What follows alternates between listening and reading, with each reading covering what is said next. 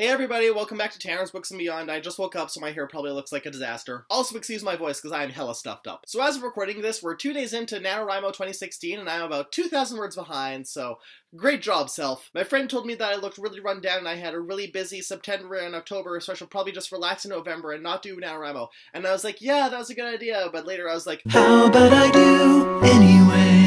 Anyways, this is the NaNoWriMo tag, and I realized that I don't think I've ever talked about NaNoWriMo on my booktube channel. I mean, the last time I did it was actually in April. I did Can't Nano. That was in the middle of my really lazy spring where I wasn't doing any videos at all, so... Question 1 is, how many times have you participated in NaNoWriMo? This will be my 5th time doing NaNoWriMo if you count Camp Nano, and I am going to count it because it was just as emotionally draining as the November ones. Although, we're looking over my previous novels, I realized that I've only won twice. Like, I only hit the 50,000 words in my first 2 years, so hopefully I can turn that back around this year. Question 2 is, where did you first hear about NaNoWriMo? I first heard about NaNoWriMo through TV tropes, and I found it in my senior year of high school because I kind of became tropes obsessed in high school. Of course, back in high school, I didn't have the confidence to even attempt it, and then my first few years of university, I was an education major, and then I was a comp-sci major, and so I didn't think that I should even bother. Like, I was in a really bad headspace of, like, I will never be able to make money off of creative pursuits, so why should I even bother trying them at all? It wasn't until the fall semester of 2012, right when it started, I took, like, the first of all my science classes,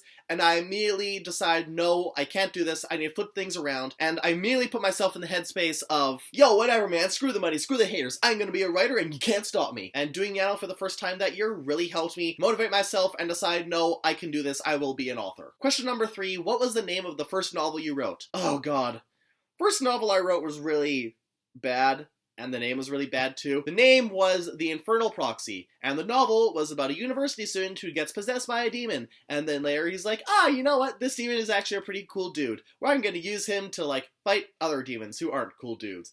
And, you know, that might seem not awful when I tell it to you like that, but trust me, it was bad. I was trying to write a horror novel without having ever written anything horror before, having no concept of pacing, completely rushed the whole thing. Pacing, what the fuck is pacing? I don't know. It was bad. Question number 4 is, give us a 1-sentence summary of what you're writing this year. Okay, so what I'm writing this year is actually a new draft of what I was trying to write for Camp Nano, which I didn't get super far into. And actually, it's funny. I think this is like the 3rd time I've tried writing a draft for this novel. I've only ever gotten like halfway through. So if I get far enough that I actually start writing like the second part of the second act and the 3rd act, then, like, I will be in completely uncharted waters. Anyways, the 1-sentence summary. The summary that I've given people most often is, it's like Achievement Hunter, but with witchcraft and an angry ghost. But I feel like that doesn't quite describe it as accurately enough, so I guess a better summary would be, it's like Chronicle, but more lighthearted, and with witchcraft and an angry ghost. Oh, and it's less straight. That is very important. Not nearly as straight as the other things. Question number 5 is, what is the best writing advice I've received? And honestly, the best advice I got was, don't take anyone else's advice. When I first started taking writing seriously and said, like, this is going to be my career, my family got me a lot of books on how to write, and I'm so glad that they were so supportive right off the bat, but I couldn't bring myself to read any of those books because what works for those authors isn't necessarily going to work for me. I mean, I can cherry pick some stuff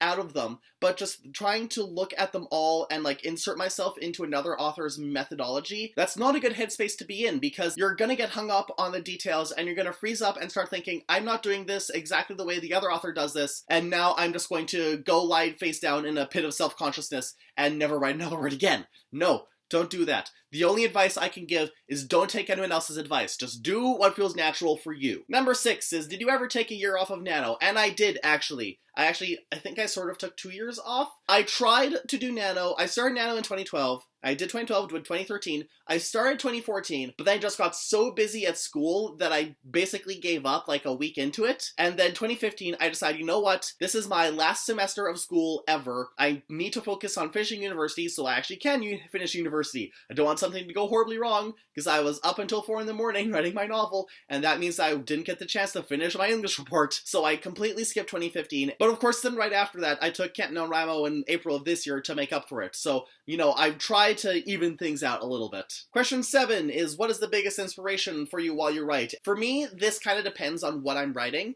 Like, music always helps and finding different kinds of music, but specifically for this story, it's also set in a high school. It's very much a young adult high school urban fantasy. So looking at other high school narratives, like obviously Buffy helps a lot, but even more mundane things like Degrassi or Glee, which I know can be kind of awful at times, but even just thinking about those shows, it can get me in the right headspace, and I can draw on the character tropes and the atmosphere and the dialogue, and I can use that as inspiration in order to put elements of that and get that right feel and the right tone for the book that I want to write this year. Number 8 is read us the first sentence from one of your stories.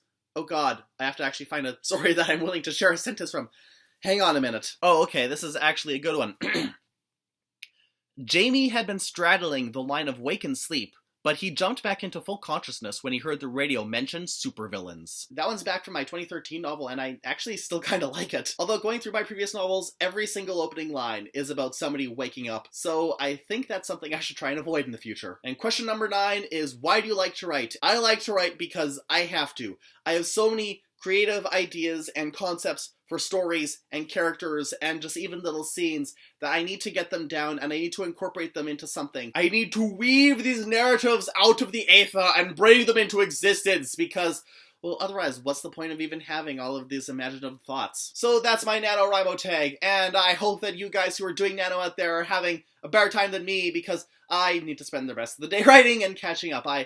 I barely wrote anything yesterday, good lord. So this tag, it doesn't actually say at the end to tag other people, because I guess you don't always necessarily know who's doing Nano, and if someone is doing Nano, then it's very likely they don't have time for these goddamn Nano tag videos because they're trying to write their Nano! So instead, I'm just gonna do like a casual shout out to some of the people I follow on BookTube who I'm aware are doing NaNoWriMo 2016. So we've got Ellen from EllenPellen, we've got Whitney from WhittyNovels, and we've got RC from NekuTheBookLocke. Of course, I don't expect them to actually do the tag video because they're probably gonna be busy with all of their other life stuff on top of writing, but I'm gonna stick their Twitter and their YouTube down in the description, and then you guys and we can all just support them and be their cheerleaders, because God knows we really need some cheerleaders during this month when we're only halfway through the book and we're pulling our hair out over word count because we need to write 10,000 words in an hour. And now I have to go and catch up on my word quota for the next 2 days, and I should probably also shower. So until next time, I'll see you all later.